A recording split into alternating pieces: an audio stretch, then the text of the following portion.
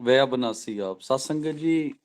जैसे सदगुरु नानक साहब महाराज जी का वचन है, अरबद नरबद धुंधुकारा। बीच कुछ भी नहीं था यहाँ पे सात संगत जी।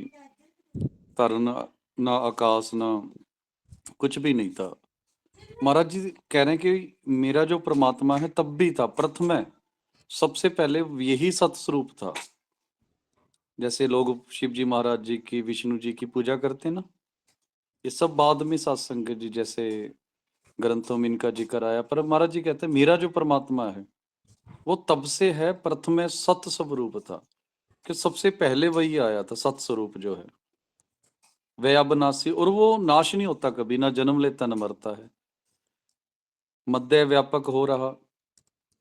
सत्संग जी जैसे वो शुरू में भी था, फिर मध्य में भी रहा है, और आज भी है, कल भी रहेगा।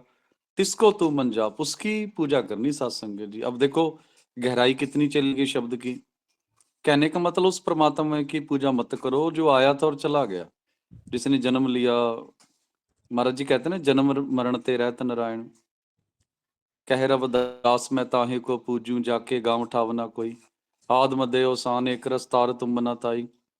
जो पहले भी था, आज भी और कल भी रहेगा, उस मालिक की पूजा करो, वो नहीं जो शरीर लेके आया था और फिर वो चला गया, उसे भगवान नहीं सात संगत जी।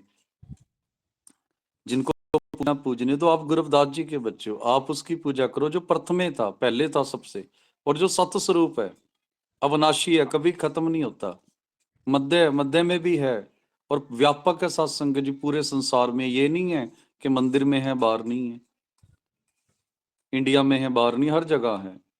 तिसको तू उसकी सत्संग जी हमें सिमरण करना है, उसको याद करना है, जो गुरु जी गुरु रविदास महाराज जी जोड़ रहे हैं। भी रहोगे निरंकार प्रताप, यहां तक ना गुरु जी ने एक थीम पेश किया है भी, मेरा परमात्मा भाई पहले भी था धरती बनने से, मध्य में भी था, और अंत समय भी, वो अंत में भी रहेगा। वो जब हमारे जन्म से पहले भी था, हमारे साथ भी है, और हमारे मरने के बाद भी वो साथ देगा। इस धरती के बनने से पहले भी था, आज भी और कल भी रहेगा। उसको, वो जो निरंकार है, माया से रहत, वो जो वड प्रतापी है सत्संग जी, उसकी पूजा करनी हमने। पहले भी था, आज भी है, और कल भी रहेगा। उस मालिक से जुड़ना, ये नहीं जो आया था और चला गया, ऐसा नहीं सत्संग जी। हाँ जी पूनम बेटा कुछ। मन बाणी करके पजे मुंचित किल विश्वास, किल विष पाप। जो इंसान मन को, सॉरी, वाणी को मन से पढ़ेगा, गुरु के वचनों को मन से पढ़ेगा, मन से मानेगा। सत्संग जी मैं कई बार विनती कर चुका हूं कि सारी की सारी भक्ति मन की खेड़ है, जिंदगी ही मन की खेड़ है सारी। जिसका मन, महाराज जी कहते हैं ना, मन चंगा तो कटौती में गंगा। इसका भाव बड़ा गहरा है। मन जीते जगजीत, मन सत्संग जी, मेरी संगत पहुंच सोच दिन राती, मेरा कर्म कुटिलता जन्म कमाती, ये सारे मन के शब्द हैं। अगर मन अच्छा है तो भाई जिंदगी अच्छी है, मन बुरा तो सत्संग जी, मन हमें चोर डाकू लुटेरा दुष्ट भी बना सकता है, मन हमें साधु संत डॉक्टर इंजीनियर भी बना सकता है। तभी महाराज जी कह रहे बेटा, अगर गुरु बनाया है तो उसकी जो वाणी है ना सत्संग जी, गुरु के वचन, गुरु का मंत्र, मन मन से जपा करो। पर मन से जपने से पहले सत्संग जी उसे काबू में करना होगा, और काबू में वाणी और जो गुरु का मंत्र है वही लेके आएगा। थोड़ा सा हमें टिकाव चाहिए। मन बाणी करके भजे, मतलब वाणी पढ़नी है, मंत्र पढ़ना है सत्संग जी, मन से गाना है, मन से सेवा करनी है। तो महाराज जी कहते हैं जो मन कर कर भजेंगे, मुंचित किल वश पाव, कि सत्संग जी मुंचित, मुश्किल से मुश्किल जो समस्याएं हल होंगी, और सारे के सारे जो पाप हैं वो नष्ट हो जाएंगे सत्संग जी। दाता करता आप है, तरत आकाश व्याप, महिमा बहुत बेअंत है, सतगुर ते हुए था। सत्संग जी जो मन करके बाणी जपता है ना, मन से वो परमात्मा सारी दातें देता, दाता करता आप सत्संग जी, वो आप निवाज देगा, धरत आकाश व्याप। इस सत्संग जी वो मालिक हर जगह है, ये मत सोचना कि भाई मंदिर में है, गुरुद्वारे में, सर हर जगह है। महिमा बहुत, उसकी महिमा बहुत बेअंत है, और उस महिमा को समझने के लिए सतगुरु के पास जाना पड़ेगा।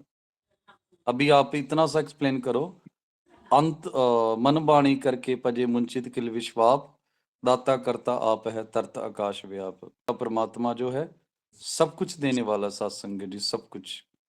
पर देगा किसे? जो मन सिमरन मन से करे, बाणी मन से पढ़े, दिल से सत्संग, दिखावे से नहीं।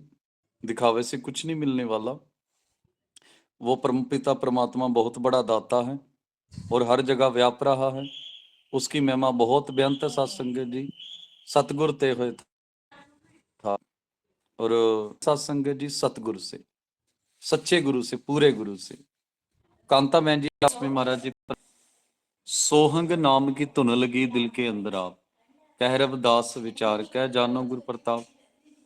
कि सत्संग जी जब हम गुरु वाले बनेंगे, गुरु हमें गुरु मंत्र देगा और उस गुरु मंत्र की हम कमाई करेंगे। जैसे सुबह 4:25 पर क्लास जो लगती है मेडिटेशन की, हम सोहंग सतनाम का जो जाप करते हैं, तो गुरु रूपी प्यारी सत्संग जी धीरे धीरे धीरे करके ना धुन लग जाएगी। धुन पता क्या होती है सत्संग जी? जैसे मेरे कई भाई फिल्में देखते हैं ना सत्संग जी, 3 घंटे धुन लगी होती है उनकी, एक सीन भी इधर उधर नहीं होता। जो क्रिकेट मैच देखते हैं 5-5 6-6 घंटे मैच देखते रहते हैं, वो धुन लग जाती है उनकी। बस वही है सत्संग जी। जैसे